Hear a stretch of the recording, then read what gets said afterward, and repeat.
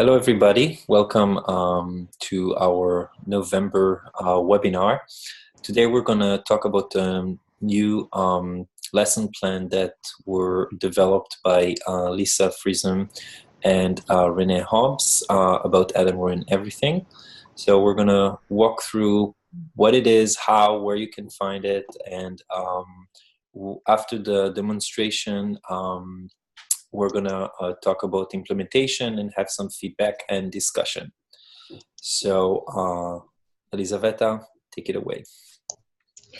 Hello, everybody. Thank you very much for joining us today.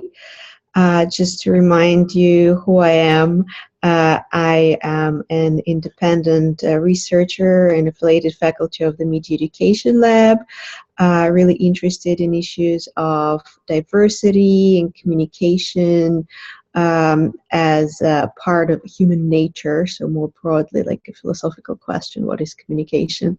And today we're going to talk about something really specific, not so philosophical at all, about internet and its role in our lives. I have created 4 lesson plans inspired and guided by Renee, who might still join us today. She promised.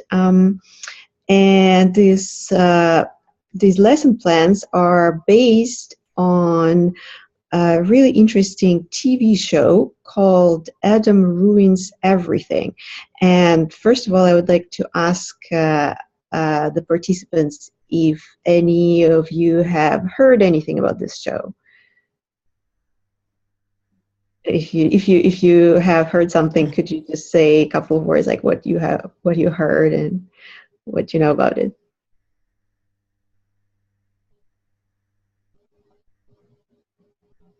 Hi, my name is Jen. I've watched the show a couple of times, and I enjoy the way information is presented, especially the fact that they include little pop-ups as to the notes of where the research that they're speaking about comes from. So I just think it's a nice, fresh perspective to see on television. Awesome. So did you see the episode about internet that we're going to talk about today? No, I haven't seen that specific one. Okay, awesome. So I have created a PowerPoint to guide my explanations today. And so what we are going to do today is I'm going to talk a little bit about the show. I can see that some people know a little bit about it. It's great. It is indeed a really cool, informational, and fun show at the same time. And I'm going to explain why would anybody want to use this show for media literacy classes. And then I will also talk briefly about why would students benefit from watching this show as part of their media literacy meetings. And then I'll walk you through the lesson plans, and we will get to do some assignments so that you can actually practice and see what it looks like, what it feels like for a student to do to participate in these lessons. So let me share my screen with you, and once we are done with the program, I'll be happy to take questions and have a discussion with everybody. Okay, what's going on here? All right, so this is the poster for the show, Adam Ruins Everything, and it's exactly what the title promises. A very annoying guy named Adam, who's pictured here, is nagging different people in each episode. It's usually a new person, telling them how they don't know stuff about really obvious things in their lives, like going to restaurants or going to a doctor or buy a car, it actually exposes a lot of really interesting misconceptions and popular myths.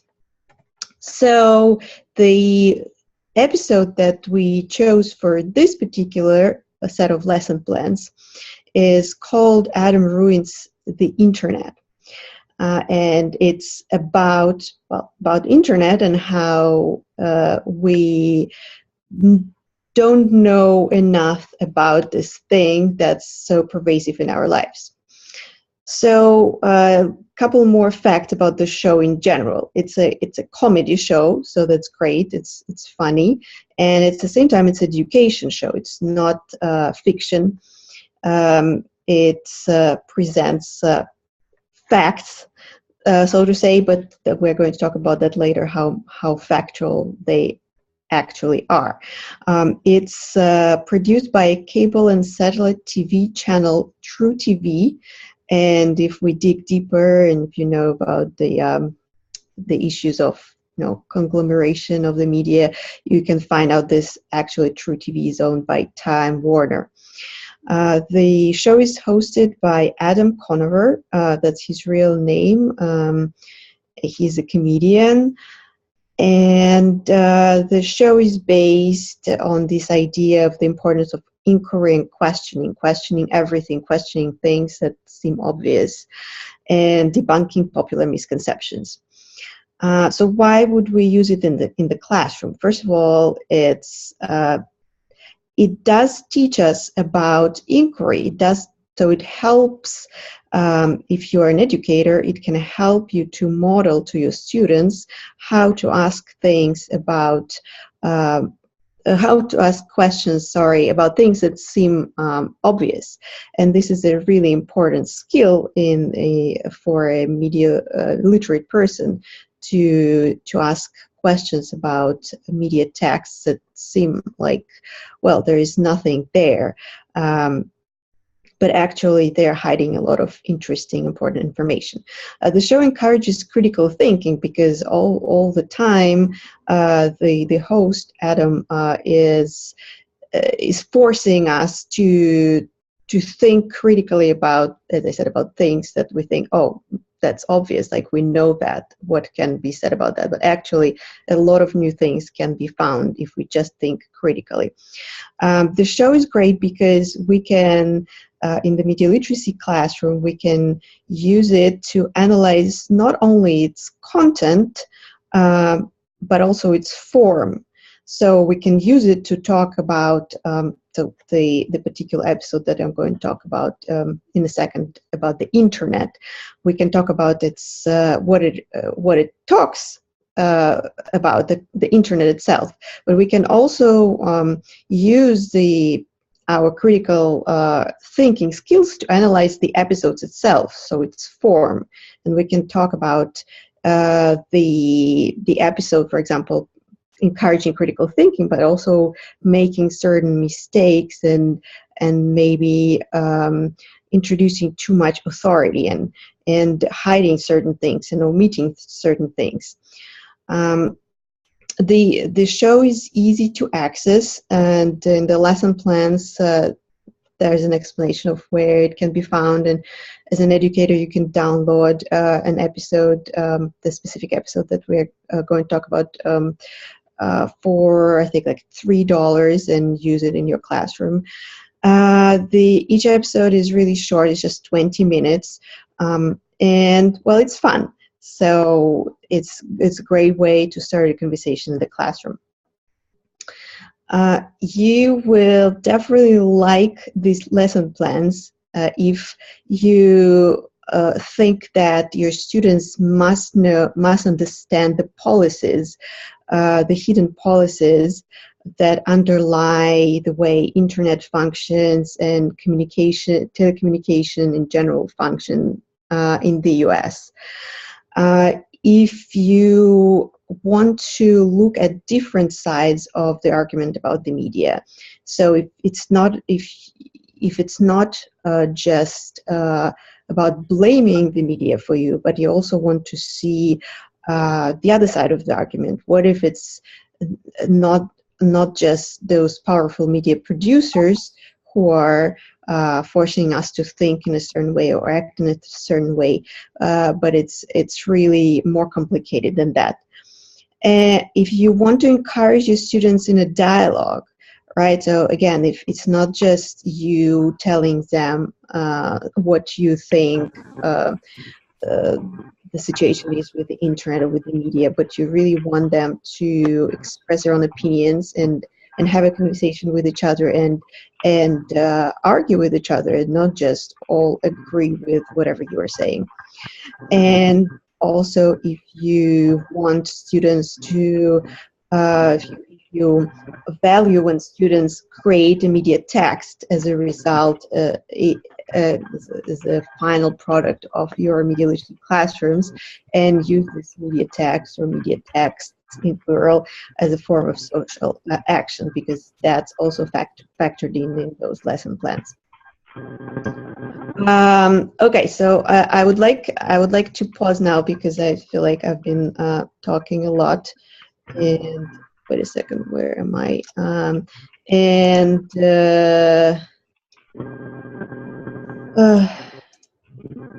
Wait a second.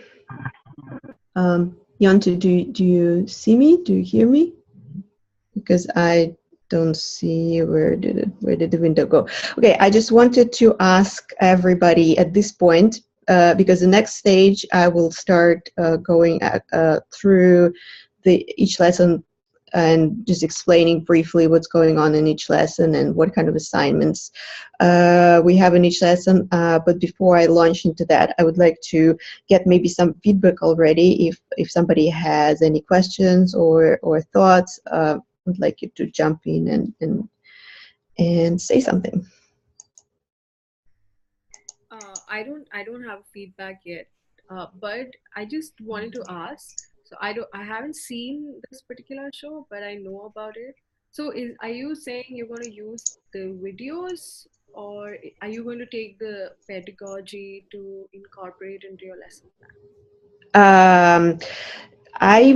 The idea of the 4 lesson plans that I created together with Renee is to use the particular episode about the internet and to use it to have a discussion about the internet, because that's what the whole episode is about. And but at the same time to look critically at the way the show talks about this issue. So it's like meta kind of approach. I'm not just going to use this particular episode to say like, oh, this is what they say about the internet, so this is an interesting fact and you should know that. But also ask, well, okay, so this is an interesting fact, but also where do they take this fact? Can we believe them? So also remind students at the same time that whatever information, whatever source of information they are using, even if it's a great and fun source of information, we should apply the same critical thinking skills, even when the source of information seems to teach us these critical thinking skills. Okay. Does it make sense? Yeah, it does. Okay, anybody else? Anybody else wants to say something? Okay, doc. Okay, so all right. So wait. So I'm still sharing my screen. I guess I wanted to stop that. Okay, so we are going to briefly go through the lessons. There are 4 lessons, as I mentioned, and when we get to lesson 3, we're going to watch the part of a show that's connected to that lesson, and then we can actually do some exercises. So the show, as I said, each episode is 20 minutes long, but for the purpose of these lesson plans, I divided them into 4 parts.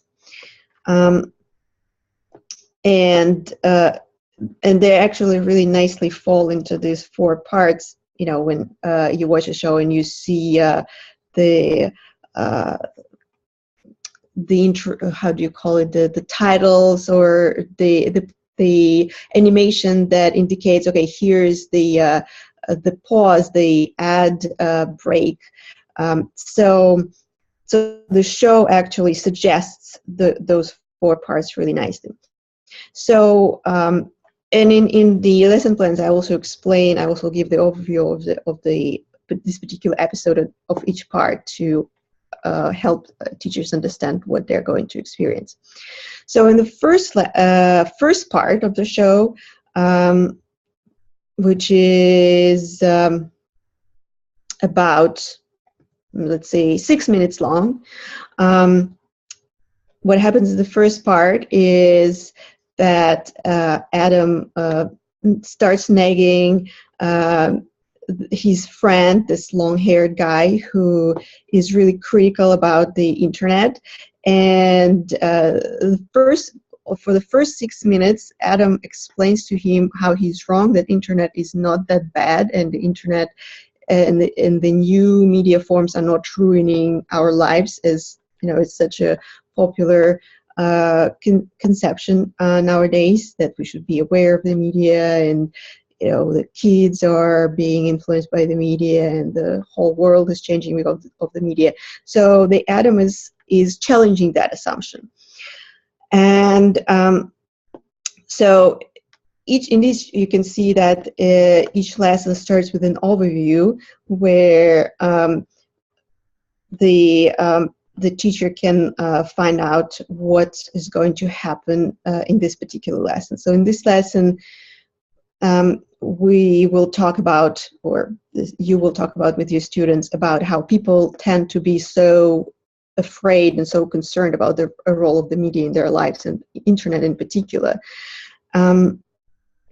And also, the students will analyze the form of this episode, how this information is presented. So it's not just about showing them, okay, that's what they say about, you know, in this show, and you should take notice, but also approach this critically.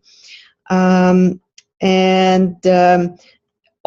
very important part that was mentioned previously is that indeed Adam in his show uses a lot of sources that sort of pop up as he's telling different facts about whatever he's teaching his poor victim about.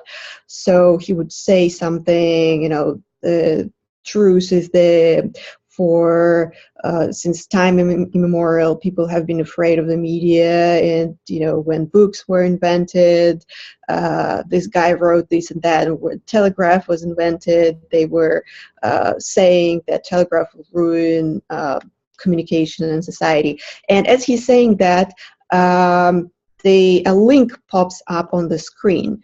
So at the same time as students are enjoying this part and learning about, you know, the interesting insights that that Adam is providing, they also will be encouraged to think, okay, so what are these sources, and what is the meaning of the sources? Why are they popping up so much, and do they actually make this show more more credible? And each lesson has a couple of readings. These two readings actually come from the list of sources that Adam uses. And the great thing about the show is, on the website of the show, you can, for each episode, you can find a list of sources, all the sources that are popping up during the episode. You can find them and actually go and check them out. So this is a great way to use to encourage students' media literacy skills, to go and see what's going on with each of these sources, like where are they from, what can we believe them, are they partial or impartial, and hence is the information presented by Adam objective or subjective. So in the beginning of each lesson, students watch part of the show, a respective part of the show. Well, they are supposed to watch the whole show before these lessons start at some point. I mean, ideally they would watch it at home so that they already know the flow of the show, and then they're just rewatching in the classroom. And so the class starts with students watching the part, and just having, first of all, really brief discussion about what ideas grabbed their attention and what were the emotions and feelings that they experienced as they were watching the show. And then the real analysis starts. And the 3 of the 4 lesson plans have this assignment, analyze the second one, that allows students to really ask questions about the content and the form of the episode, approaching information that's provided critically.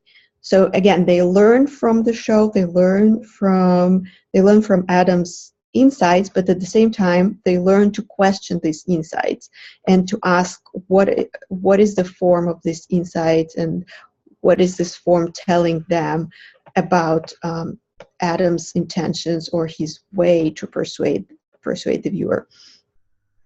So for this assignment, students will work in small groups, and they will watch the episode, this part of the episode again. Each group will watch separately, and each group will answer a question, one question per group.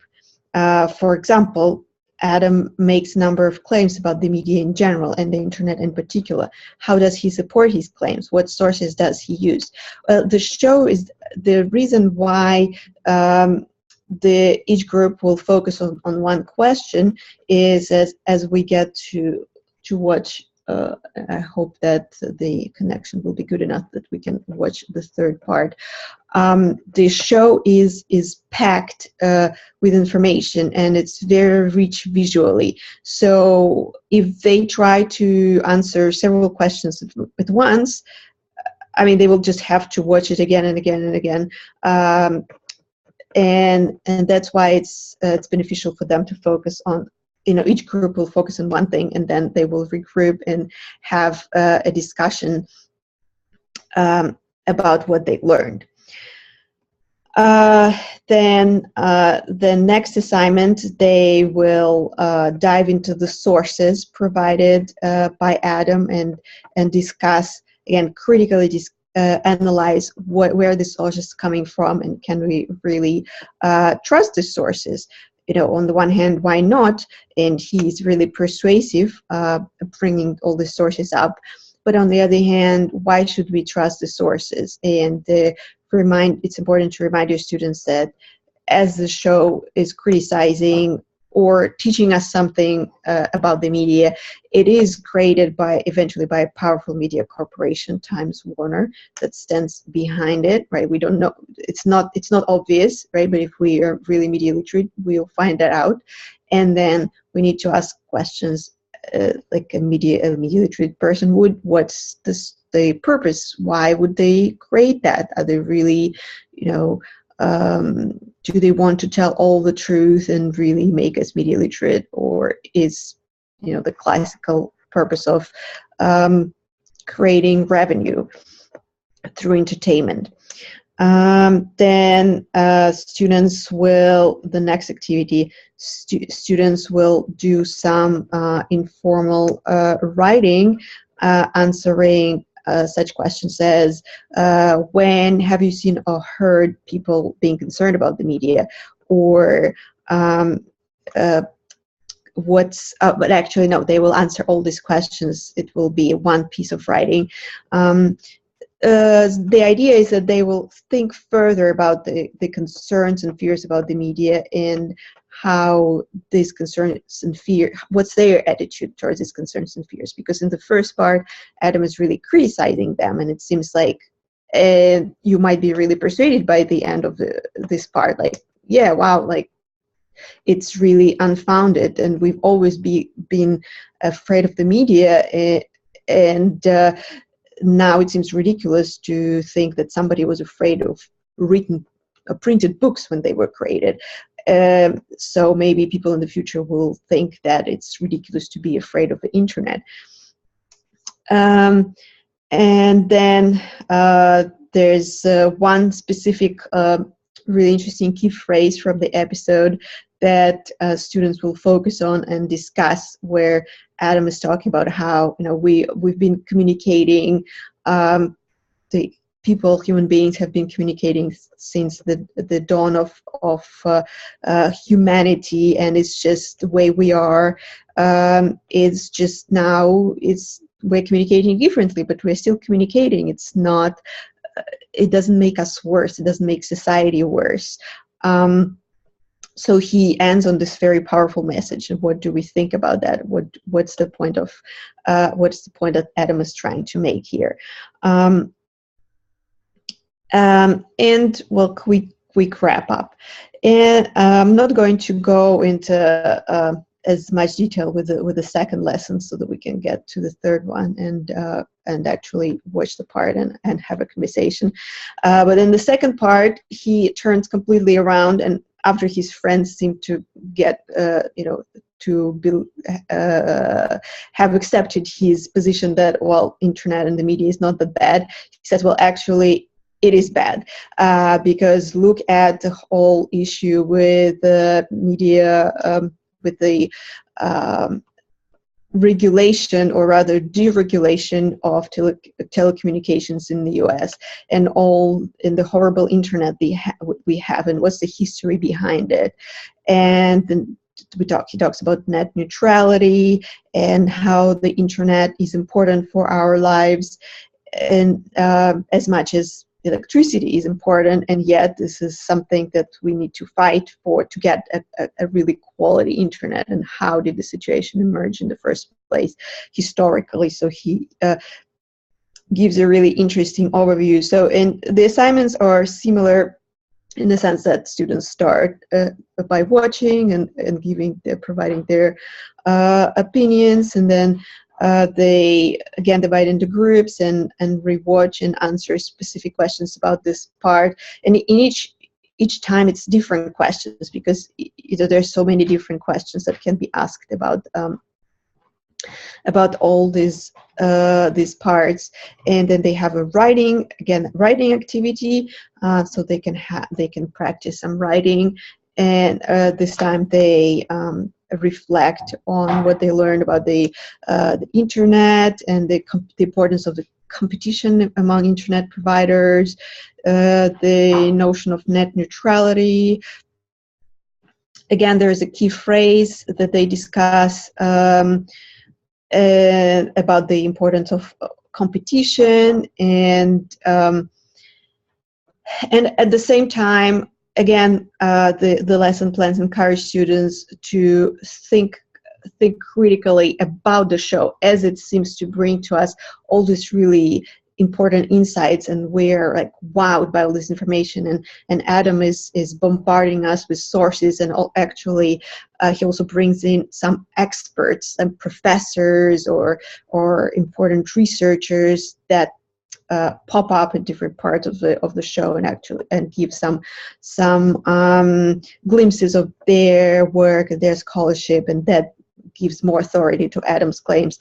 So as he's doing all of that, and we might feel like, oh, we need to agree with that, well, the lesson plans say, oh, wait a second, we need to question his claims. We need to question who are the authors of the show, and what are the techniques that this show is using to persuade us. And isn't that ironical that the show criticizes the media, but at the same time it is created by this powerful media corporation. Okay, so and the next part is Adam continues to go deeper into the dangers or problems connected with the media, the internet in particular. And this part, finally, we're going to watch so that we can have some discussion about it. And let's see. So Yonti, do you think I should try to show it? Okay. So I'm going to show it from my computer, and I hope the internet will be okay. So it will be starting from minute 12:50, and let me. Okay.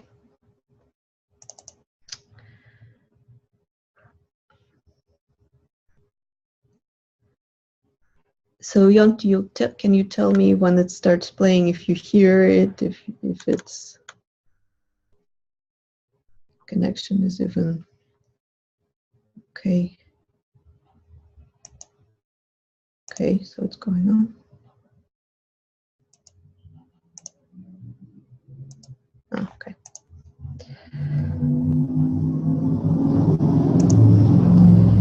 Okay, 12.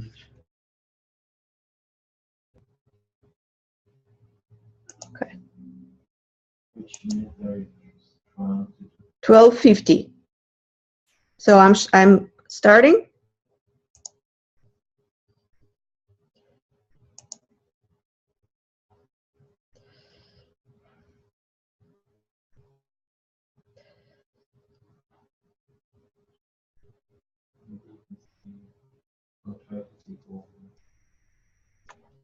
What? What? You'll show? Okay.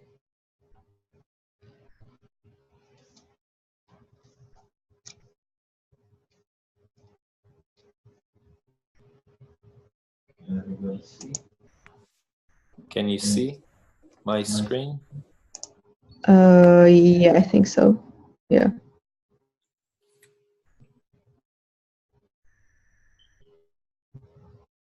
I don't. No, not really. Like Alice, Stumbling down the rabbit hole. Wait, do you still think Matrix parodies are cool? Yes. Look around you, Mitchell. This is the free internet. We do everything here.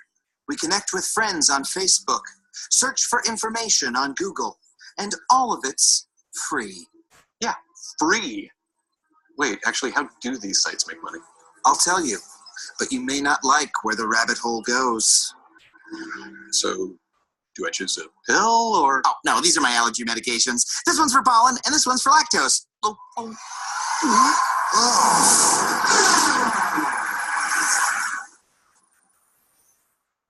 Where are we? What is this place? This is the internet of the real. The truth is, these services aren't free at all. You pay for them with your very identity. When you use Facebook, they log everything you do. The pages you like, the people you interact with, even the words in your status updates. Then they take that information, analyze it, and assemble a detailed profile of who you are. They know your habits, your preferences. They can even determine your risk tolerance or sexual orientation. And then they sell that information to advertisers. One risk-taking homosexual, please. It's a pleasure doing business with you.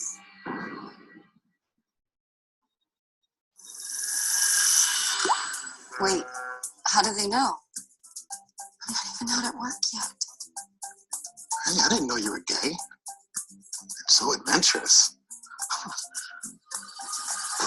That's not a hypothetical. This actually happened to a woman in Tampa. That is problematic, but come on, we all know they're showing us ads. Yeah, but we don't know how deep Facebook's tentacles really go. They actually record which ads we see, then partner with firms that monitor what we do in the real world. Jacob liked the page Bacon is Bay last month. We showed him an ad for your double bacon heart attack burger. He just bought one in Duluth. Clearly susceptible to the campaign. Let's pump them full of ads. Yes, I got room for one more. This has got to be one of the most invasive advertising systems ever devised. Facebook can actually determine who's the most vulnerable to an ad campaign, then up their dosage till they buy even more.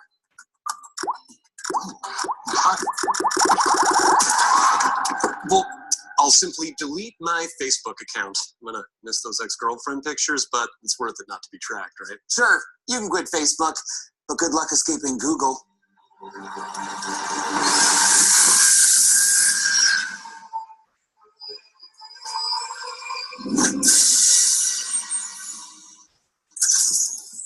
That's me.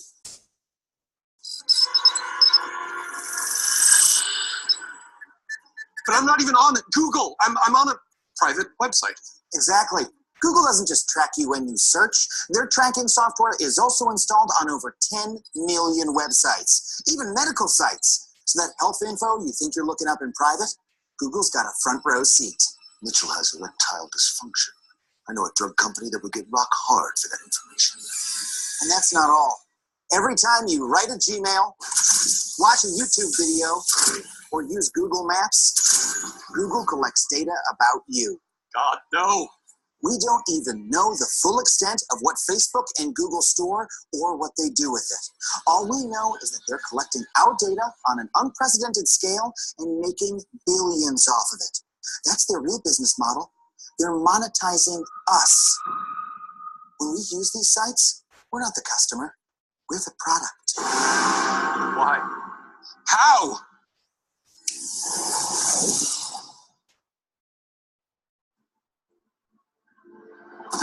Hello, Mitchell. I've been waiting for you. Now you're parodying the second Matrix movie? What? It's the best one. Mitchell, this is Ethan Zuckerman. He's the director of the MIT Center for Civic Media. Mitchell, the fact that the sites are free is the problem. When the web was created, we, the users, decided we would rather have free stuff than pay money for the services we use. As a result, the websites have had to sell ads to make money. They target ads to us based on our preferences and our behavior online. And that means we're under constant surveillance in exchange for these services that we get for free. 1 in 6 people on Earth now has a Facebook account, and they make up 20% of all time spent online. That's 1.6 billion people whose every move is being tracked by an online big brother that they chose to live on. No. And here's the kicker. You want to know how much revenue your personal data is worth to Facebook? For every user they surveil, they make just $12. Your interests, your personality, your relationships, your privacy, those things are priceless. But you gave them all away just to avoid paying $12. No, that can't be. That's not possible. Well, there is a bright side. You want to hear about it? No, shut up. Let me out. He's got a pop. Let me out. I want to get out. Oh. No, this happens to all my friends.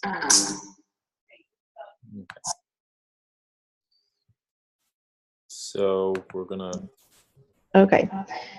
So, so that was part 3 of those lesson plans. Sorry, of the show.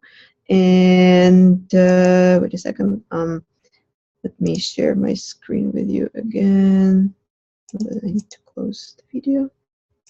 Oops. What? Everybody was able to see and hear. Okay. Has everybody been able to see what's going on the screen and hear the episode?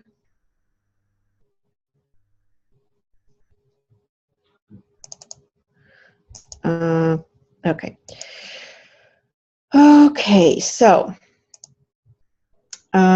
So let's now. We don't have much time, but we finally can model a little bit of those lesson plans. First of all, so now we're on lesson 3, and again, after watching the part, students are supposed to share what ideas grab their attention, or what were their emotions and feelings as they watched this part. So I would like to address these questions to you.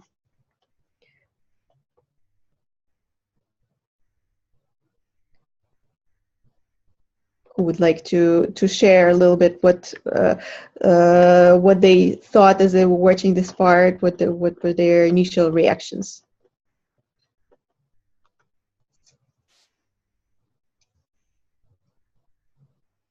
Okay, I'll start. This is something that I am aware of. So it was so I'll move back to when I got to know about it. So the thing is, and the this is something that you know, and yet you are on Facebook, and yet you cannot avoid using Google.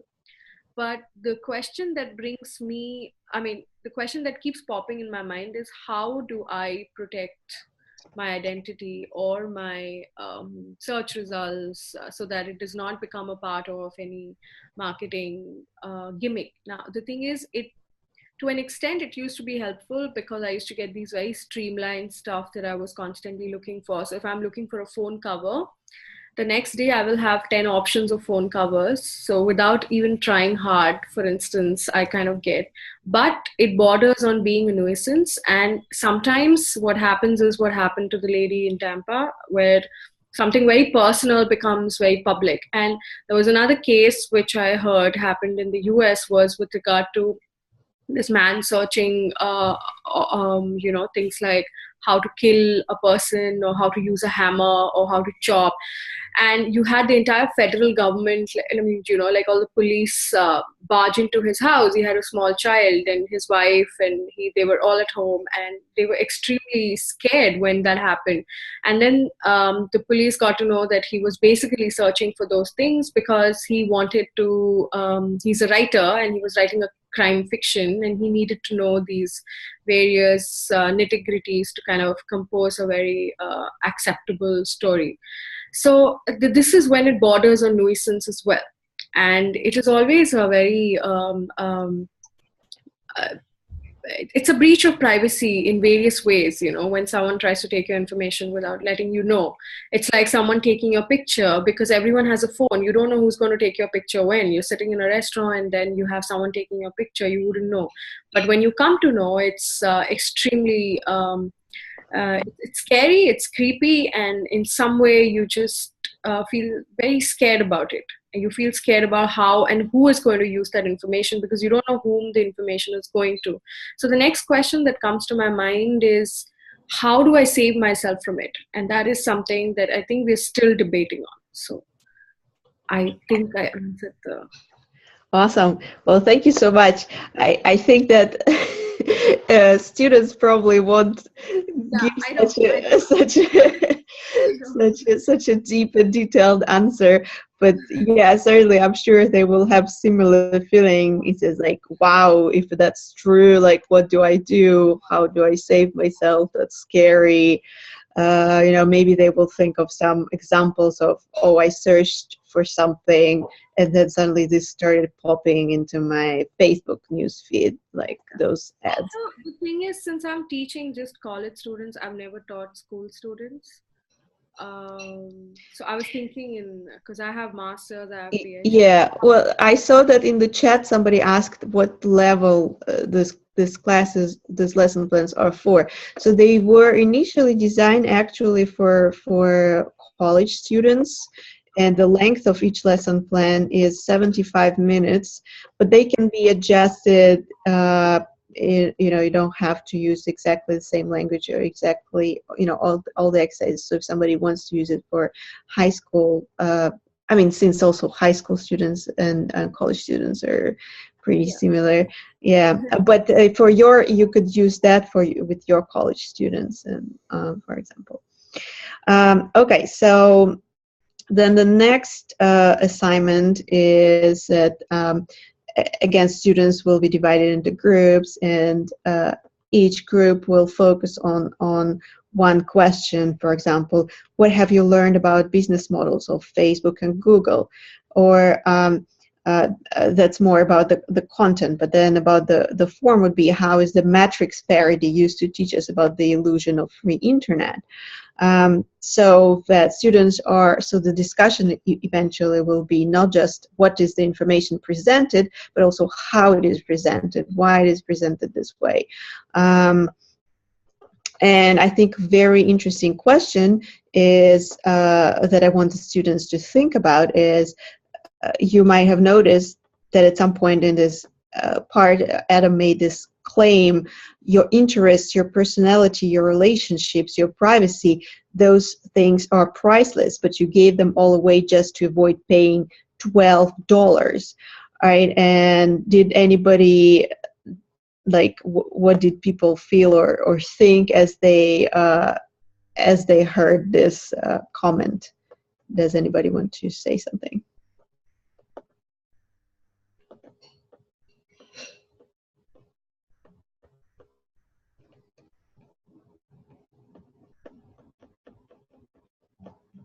You can mute yourself.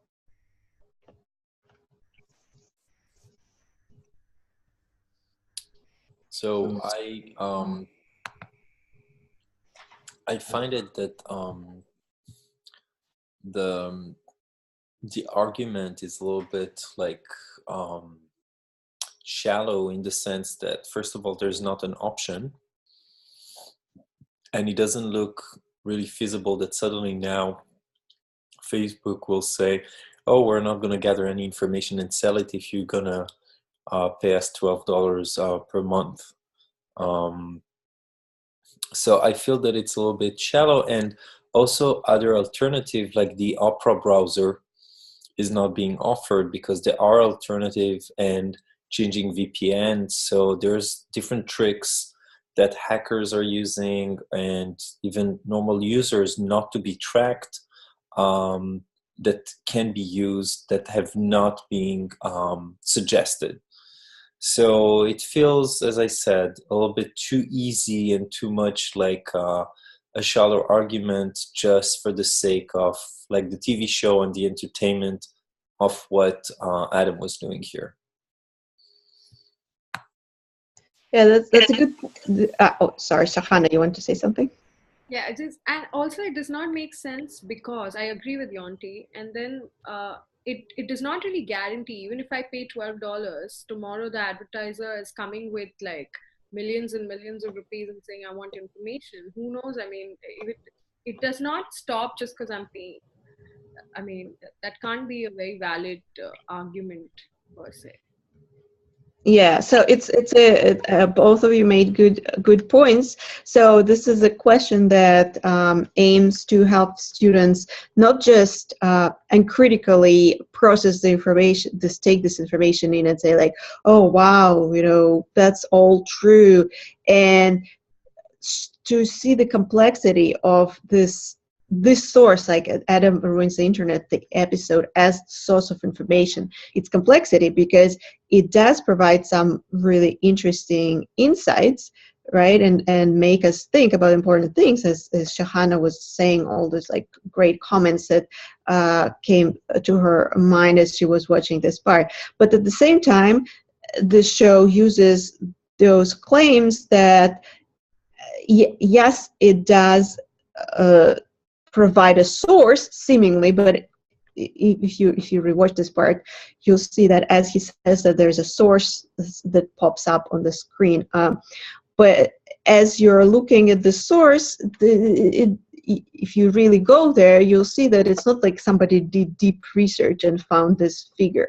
So it's like an estimate, and it just sounds cool, right? So the show uses the same techniques that, in a way, it criticizes as it creates our awareness, critical awareness of the media. So in the next activity, students again do the writing activity, and this time they already watched this 3 parts of the show, and they saw how the argument is developing. So in this assignment, they will think about why the argument is structured this way, because, well, in the first part, Adam says, well, in the media, the internet is not that bad. It does make us bad people, technology is not changing our world or life dramatically. But then in the second part, it says, well, wait a second, actually it is problematic, and there is all these issues with the internet and with the lack of regulation and with the lack of competition, and that's why quality of internet in the United States is so horrible. And then the third part, he goes even deeper into saying, oh well, there are these problems. It's even worse than that. So students will be encouraged to think, is this argument, or the way it's presented, is this neutral argument, because it seems to show two parts. On the one hand, in media is not too bad, right? That was the first part. And then the second part and the third part is, well, maybe it has some problems. So is this neutral because it provides two parts? Or is it biased? Or is it subjective, or is it objective? We have a little bit of time, just a couple of minutes. Maybe somebody wants to say something, because that's a really important part of the analysis of the show, information presented in the show. Do you feel that the way the episode is structured, as we've discussed it so far, does it present a balanced view on the internet, because it shows two sides of the argument, or it's subjective somehow?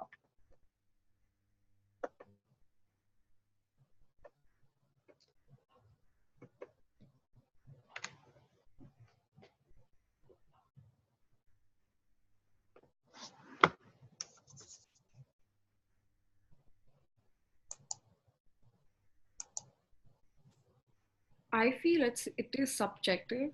Um, I mean, I'm not saying internet is all good or all bad, but this is one of the fallbacks of internet. And net neutrality, I always felt it was some kind of a sham that happened. So I encourage also the people who didn't talk so far and want to ask a question or share, since we have like 3 more minutes,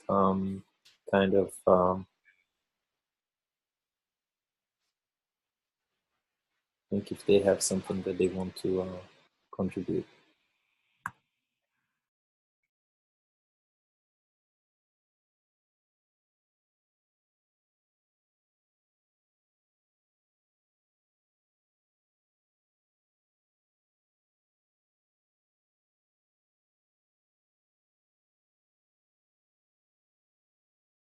All right, so yes, I think that Shahana, you pointed in an important important feature of this the show, that it is subjective, although it's kind of tries to be, or tries to pretend that it's objective by showing different sides of the argument.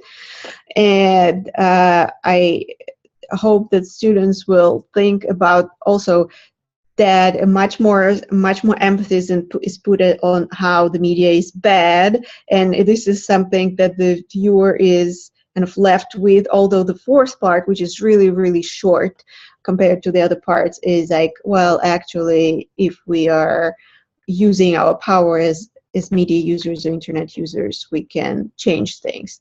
But still, the emphasis is like, there is a problem.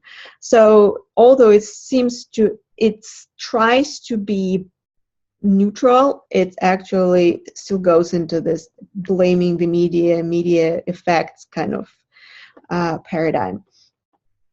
So the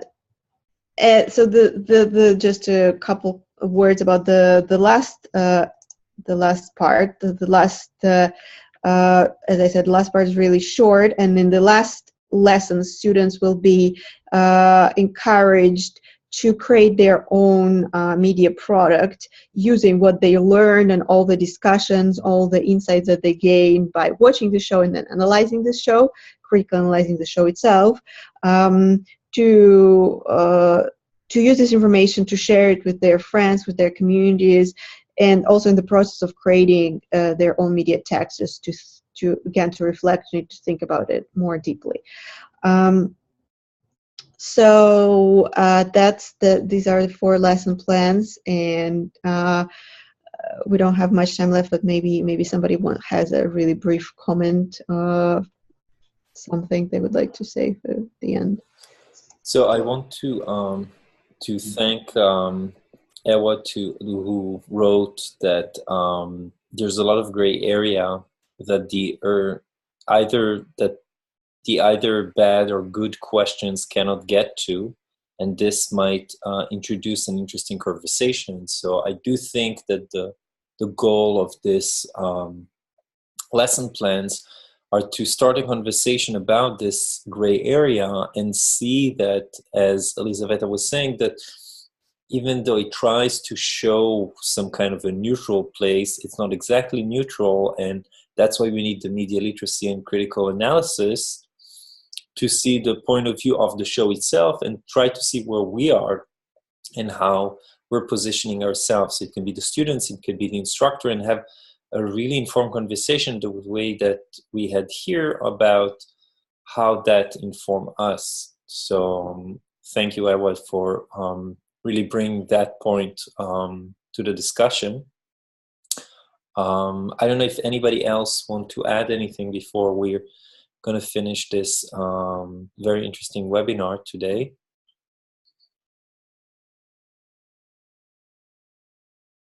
Okay. So resources are online on the Media Education Lab. Under resource, you have always the search bar there that you can write Adam Ruins Everything and find it. So you're welcome to use and let us know how it worked in your classroom. As usual, we're happy to hear from you, share ideas, and thank you, Elisaveta, for leading this webinar and writing this curriculum. And we're going to have another webinar 2 weeks from now on issues of fake news and Tribe-worthy website that is a crowdsource website for analyzing and rating newsworthy and what is the accuracy of the sources that are being shared.